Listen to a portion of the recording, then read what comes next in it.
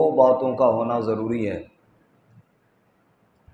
ایک اس کی سوچ درست ہو، اور نمبر دو اس کا عمل درست ہو۔ اور اگر یوں کہا جائے کہ یہ دونوں چیزیں آپس میں جڑی ہوئی ہیں، لازم اور ملزوم ہیں، یہ بات بھی بالکل بجا ہے کہ جب انسان کی سوچ درست ہوگی تبھی اس کا عمل بھی درست ہوگا۔ ایک انسان کی سوچ ہی بری ہے، وہ ہر وقت فساد اور برائیوں کے بارے میں سوچتا رہتا ہے۔ بعض دفعہ وہ کوئی اچھا کام بھی کر لیتا ہے کسی کو دھوکہ دینے کے لیے، لیکن اس کی چونکہ سوچ پیچھے بری ہے، اگر اس نے کوئی اچھا کام کیا بھی ہے تو اس کی کوئی حیثیت نہیں رہتی۔ کئی علاقوں میں یہ واقعات اور خبریں ہم نے سنی کہ بندے آئے، عمدہ گاڑیوں پر سفر کر کے آئے، بڑا مال پیسہ لے کر آئے، غریبوں میں بانٹا اور ان سے دعائیں لیں۔ یہ ایک اچھا عمل تھا، لیکن سوچ پیچھے کیا تھی؟ لوگوں نے پوچھا حضرت آپ کہاں سے آتے ہیں، کیا طریقہ ہے، کیا کاروبار ہے؟ وہ جی ہم باہر ملک ہوتے ہیں، وہیں پہ ہمارے کاروبار ہیں۔ پھر لوگوں کے جیسے ہمارے ملک میں غربت ہے، ہر بندہ چاہتا ہے میرا بھائی، میرا بیٹا، میرا بھتیجا باہر چلا جائے۔ لوگوں نے منتیں کی، جی ہمارے آپ اتنے اچھے لوگ ہیں، آپ کے اپنے وہاں پہ کاروبار ہیں، ہمارے بھائی کو بھی لے جاؤ، ہمارے بیٹے کو بھی لے جاؤ۔ چلو جی کر لیتے ہیں۔ اس نے 4 لاکھ دیا، اس نے 5 لاکھ دیا، اس نے 6 لاکھ دیا، اور وہ بزرگ ایسے غائب ہوئے کہ نظر ہی نہ آئے دوبارہ۔ ایسے کئی واقعات ہیں۔ اب وہ ان کا جو خیرات کرنے والا عمل ہے وہ تو اچھا کام تھا، لیکن سوچ اس کے پیچھے بری تھی۔ کام اچھا کیا، لیکن سوچ اچھی نہ ہونے کی وجہ سے وہ عمل برباد ہو گیا۔ اب اس گاؤں کے وہ لوگ جن سے وہ پیسے بٹور کر چلے گئے ہیں، آپ ان کو لاکھ سمجھائیں نا کہ جی بندہ بڑا اچھا تھا، دیکھتے نہیں ہو اتنی دیگیں پکائیں، دیکھتے نہیں ہو فلاں فلاں بندے کو، غریب آدمی کو اس نے کپڑے لے کر دیے، وہ کہے گا بڑا بے ایمان تھا۔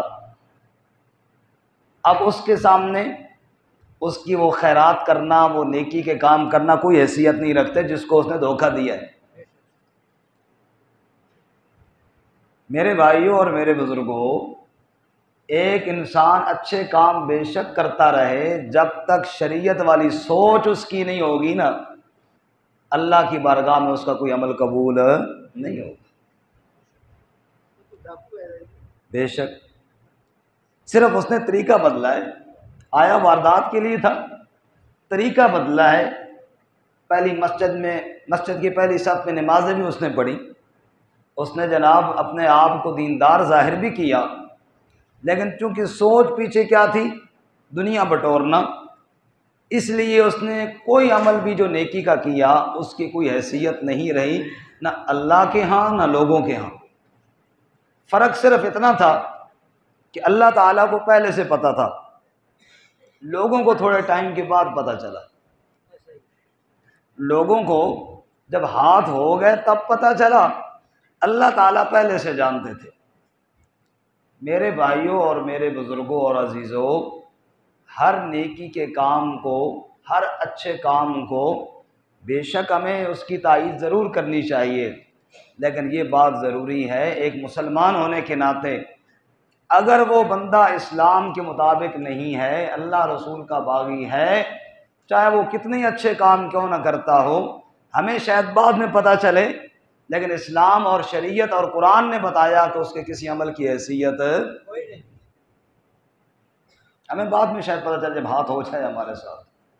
کتنی NGOs آتی ہیں اور انسانیت اور فلاح کے نام پر یہ کام ہو رہا ہے، وہ کام ہو رہا ہے، یہ خیرخواہی ہو رہی ہے، یہ لوگوں کے ساتھ یہ ہو رہا ہے، بعد میں پتہ چلتا ہے جس علاقے میں کام ہوا وہاں مسلمان ہی کوئی نہ رہے، لوگ ایسے بیچارے ان پڑھ لوگ ان کے ہاتھوں چلے تو ان کو کفر کی طرف کھینچ کر لے گئے۔ تو بظاہر نیکی کا جھانسا دے کر انسانوں کو برائی کی طرف لے جانے والے بھی کئی لوگ ہیں۔ ابھی اللہ تعالیٰ رحم فرمائے ہمارے حالات پر، اس وقت جو ملک میں سیلاب کی وجہ سے لاکھوں لوگ بے گھر ہوئے، پریشان ہوئے، اس میں کوئی شک نہیں کہ ایسے نیک لوگ بھی موجود ہیں جو اپنا مال لٹا رہے ہیں، اس میں کوئی شک نہیں، لیکن وہاں پر کچھ ایسے طبقہ اب بھی موجود ہے۔ ایک آدمی پنکھے ذرا چلا دینا جی، روزانہ ہر جمعہ خلل آتا ہے پیچھے، یہ پنکھے ہمت فرما کے کوئی بندہ جو بٹن جانتا وہ چلا دے۔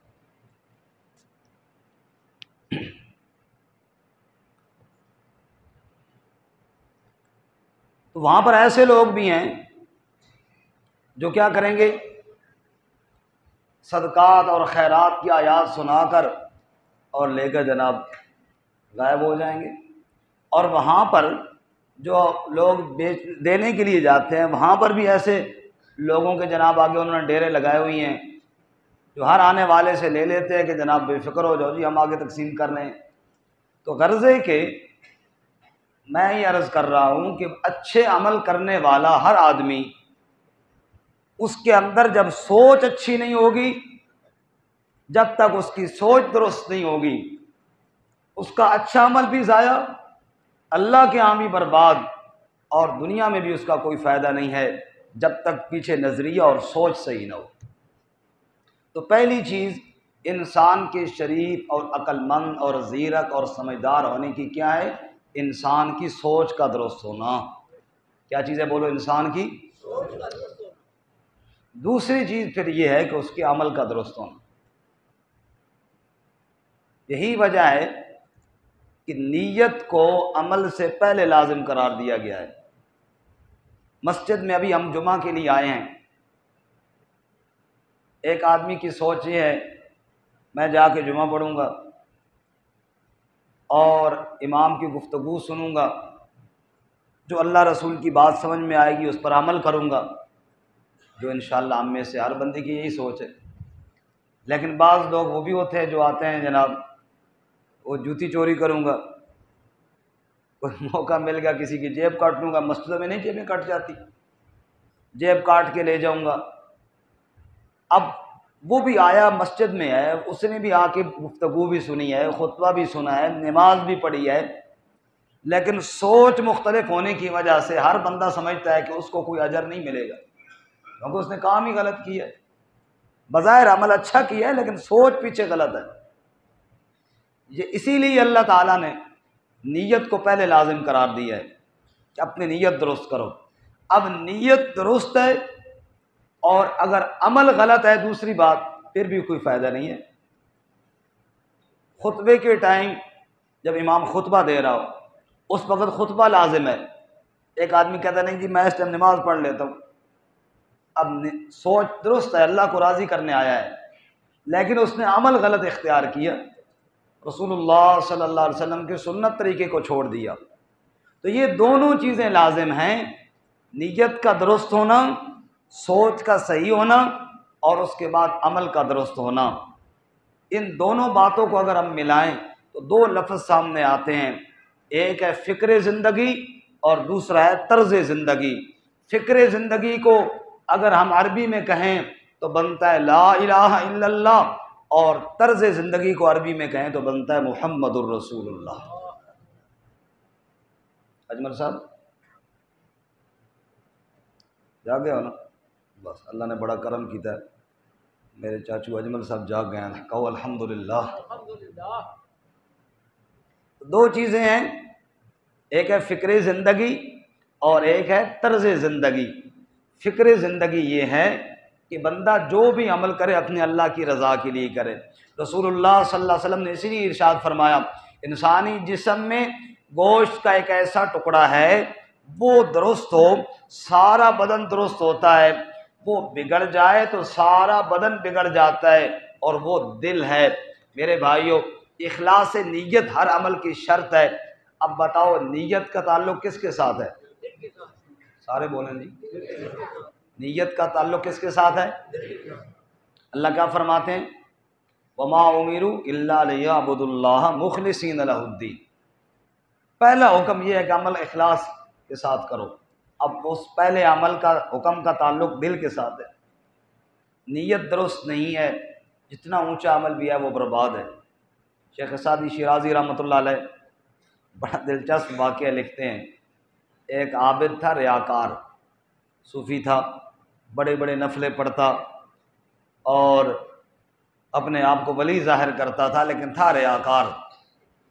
شیخ سعدی فرماتے ہیں وقت کے بادشاہ نے دیکھا کہ بزرگ بندہ ہے، چلو اس کی دعوت کرنی چاہیے۔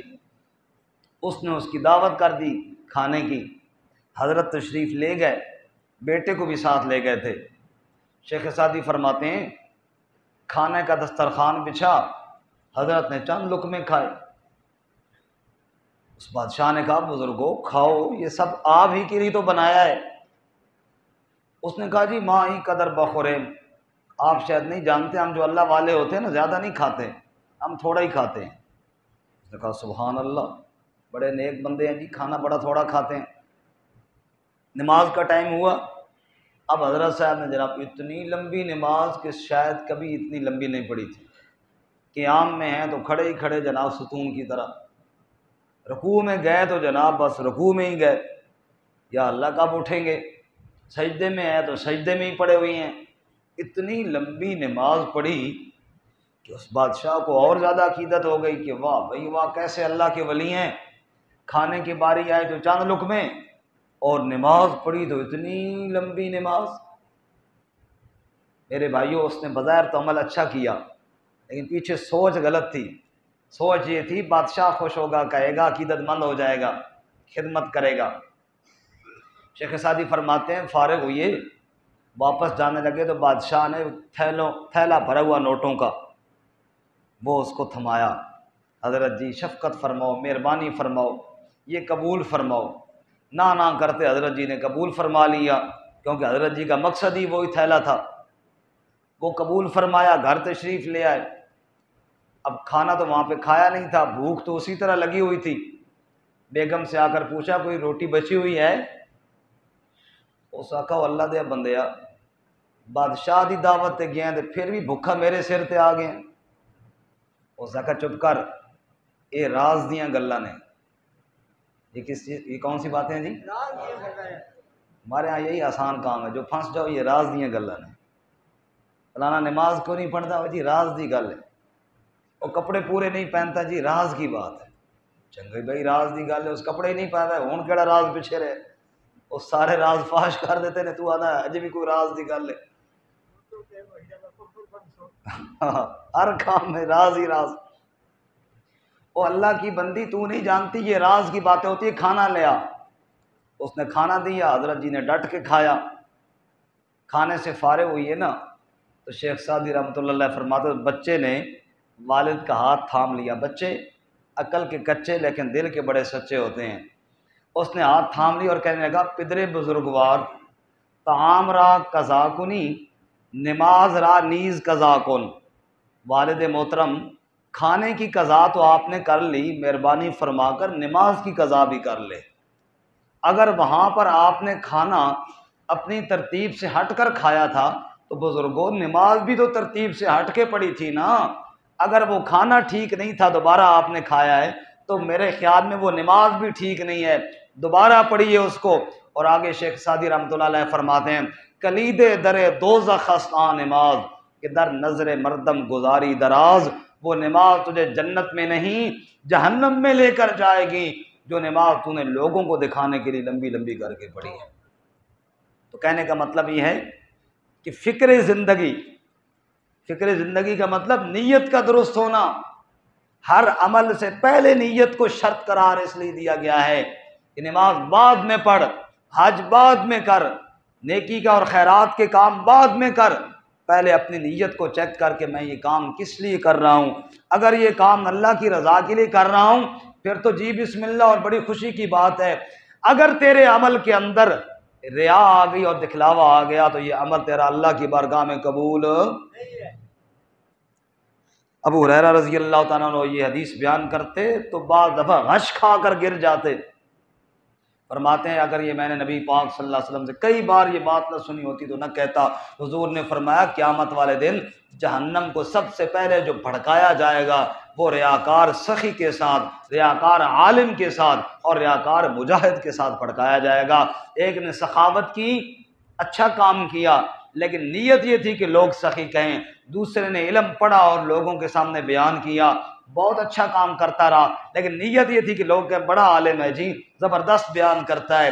تیسرے نے تلوار اللہ کی راہ میں چلائی، حتیٰ کہ جان دے دی، بڑا اچھا کام کیا، لیکن نیت اچھی نہ رکھی، سوچ اچھی نہ رکھی۔ اس نے سوچ یہ رکھی کہ لوگ کہیں گے بڑا مجاہد اور بڑا دلیر بندہ ہے جی۔ ابو ہریرہ کہتے ہیں حضور فرماتے ہیں قیامت کے دن جہنم میں پہلے ان بد نصیبوں کو ڈالا جائے گا۔ تو میرے بھائیوں اور میرے بزرگوں، فکر زندگی، دل کا اخلاص۔ اب فکر زندگی کا تعلق دل کے ساتھ ہے، بولو کس کے ساتھ ہے جی؟ اللہ۔ ایمان کی بنیاد ہے اللہ کی ذات پر توکل اور بھروسہ رکھنا۔ وَمَن يَتَوَكَّلْ عَلَى اللَّهِ فَهُوَ حَسْبُهُ، جو اللہ پر بھروسہ رکھے گا اللہ اس کو کافی ہو جائے گا۔ اس توکل اور بھروسے کا تعلق بھی کس کے ساتھ ہے؟ زور سے بولو جی، سارے بولو جی۔ توکل اور بھروسہ دل میں ہوتا ہے نا۔ اسی طرح اللہ کی محبت میں عمل کرنا۔ گرمی ہے شدید، روزے آ گئے ہیں، روزہ رکھ رہا ہے، دو چادریں باندھی ہوئی ہیں اور کبھی عرفات جا رہا ہے، کبھی مینا جا رہا ہے، کبھی کعبے کے چکر لگا رہا ہے، یہ کس کی محبت میں جا رہا ہے؟ بولو اللہ کی محبت میں۔ اس محبت الہی کا تعلق بھی دل کے ساتھ ہے۔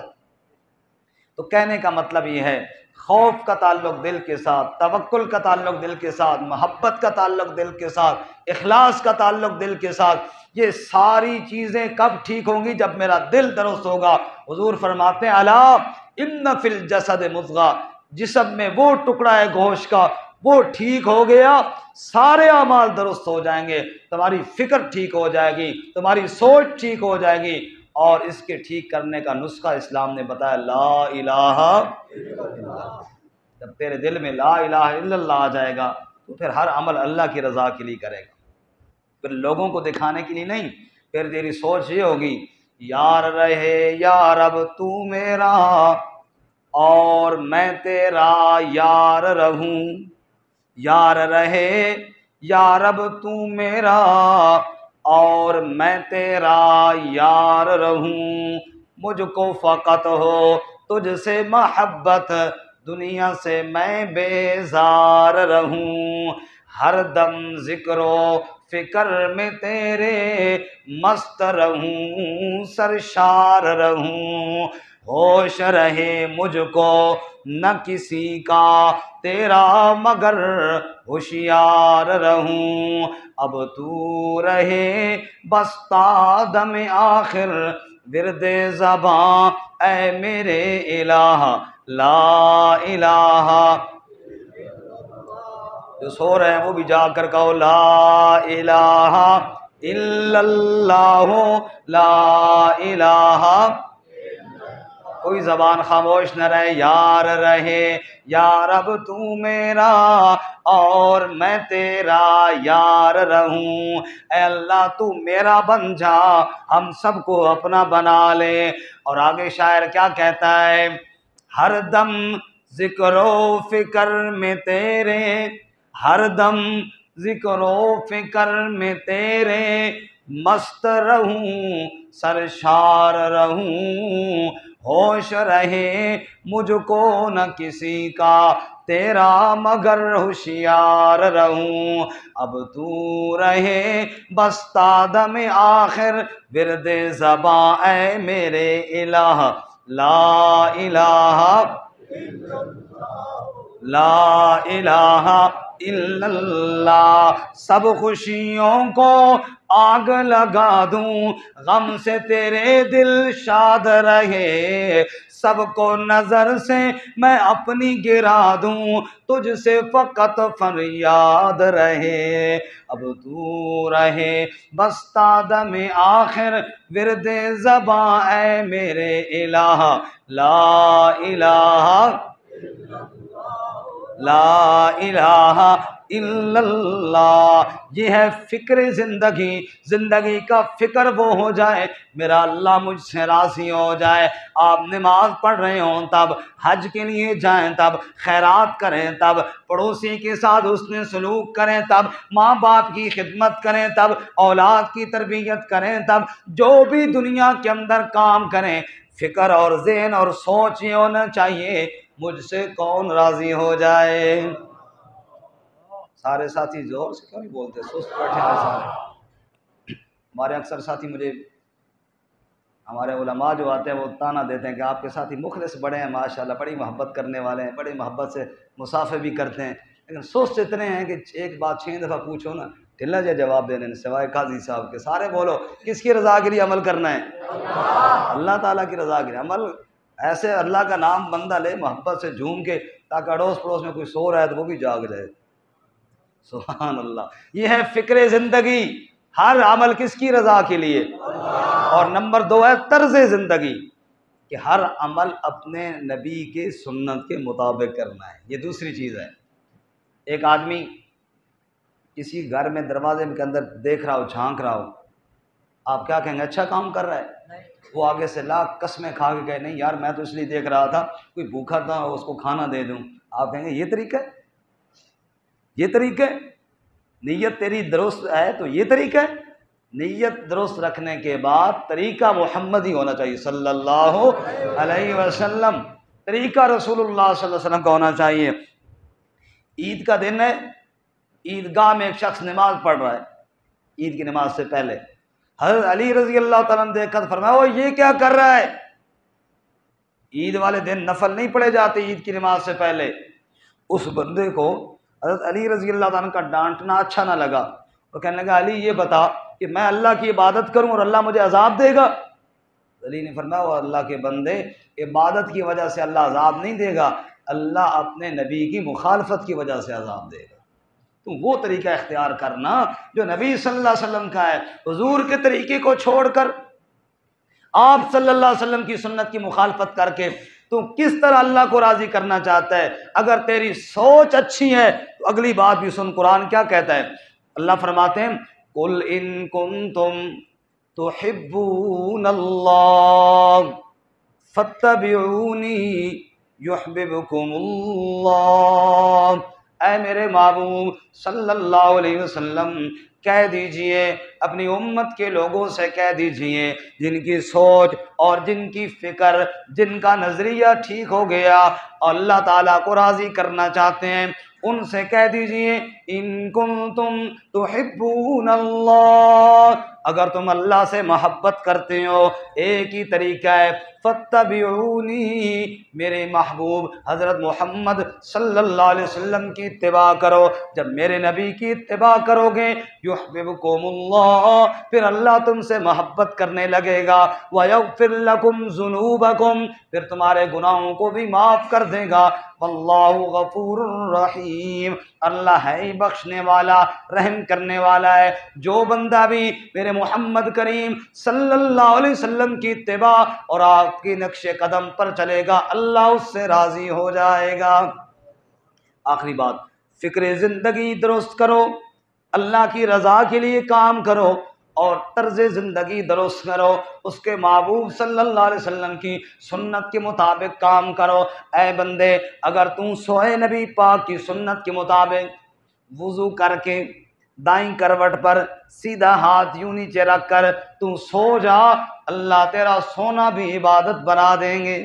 اب تو کھانا کھانے بیٹھا ہے، دسترخوان بچھا کر سارے مل کر بیٹھ گئے ہیں، جیسے نبی پاک صلی اللہ علیہ وسلم کی سنت طریقہ ہے، بسم اللہ پڑھ کر دائیں ہاتھ سے کھانا شروع کر دیا ہے، اللہ تیرے کھانے کو بھی ثواب اور عبادت بنا دیں گے۔ یہی وجہ ہے ایک غیر مسلم نے حضرت سیدنا علی المرتضیٰ رضی اللہ تعالیٰ عنہ سے پوچھا اے علی یہ بتاؤ تم مسلمان عبادت کتنی کرتے ہو، عبادت کے کیا اوقات ہے؟ حضرت علی نے بڑا پیارا جواب ارشاد فرمایا، فرمان لگے اے پوچھنے والے ہم تو ہر وقت ہی عبادت کرتے رہتے ہیں، رات دن عبادت میں رہتے ہیں۔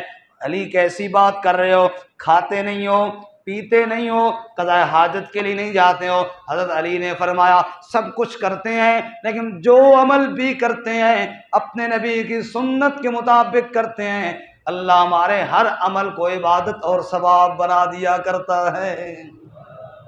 فکر زندگی کے بعد طرز زندگی. اپنے بچوں کو ہم خود یہ اختیار کریں کہ ڈیزائن بالوں کے بناتے ہیں, کبھی کس کی طرح کبھی کس کی طرح, کیوں نہ اپنے نبی کی طرح بنائیں. دنیا میں لباس مختلف قسم کے آ گئے اور جناب برہنہ لباس پہناتے ہیں بچوں کو, کیوں نہ اپنے نبی والا لباس پہنائیں. اگر خوشی کیوں نہ نبی کی طریقے کے مطابق کریں, غمی کیوں نہ نبی کے طریقے کے مطابق کریں. خوشی کے موقع پر دور دور کے رشتہ داروں کو راضی کر کے لے آتے ہیں, اللہ رسول کو ناراض کر دیتے ہیں. غم کے موقع پر بھی نبی پاک کے حکم اور سنت طریقے کو چھوڑ دیتے ہیں. میرے بھائیوں, ربیع الاول کا مہینہ آنے والا ہے, جگہ جگہ نبی پاک کا تذکرہ عام ہو جائے گا, لیکن نبی پاک کی سنت اور طریقے کو اپنانے کی طرف بہت کم لوگوں کا رجحان اور دھیان جاتا ہے. ابھی سے نیت کرو, ہم اپنی خوشیوں میں, ہم اپنی غمیوں میں, ہم اپنے گھروں میں, ہم اپنے کاروبار میں نبی پاک کی سنت طریقے کو رواج دیں گے. میرے بھائیو, خدا کی قسم نبی کے طریقے سے اچھا اگر کوئی طریقہ ہوتا تو اللہ وہ قبول کرتے, لیکن اللہ کو اپنی عبادت بھی نبی کے طریقے کے خلاف قبول نہیں ہے. معلوم ہوا اللہ کو بھی نبی پاک کا طریقہ پسند ہے. فکر زندگی ہے لا الہ الا اللہ اور طرز زندگی ہے محمد الرسول اللہ. اللہ تعالیٰ عمل کی توفیق عطا فرمائے. وآخر دعوانا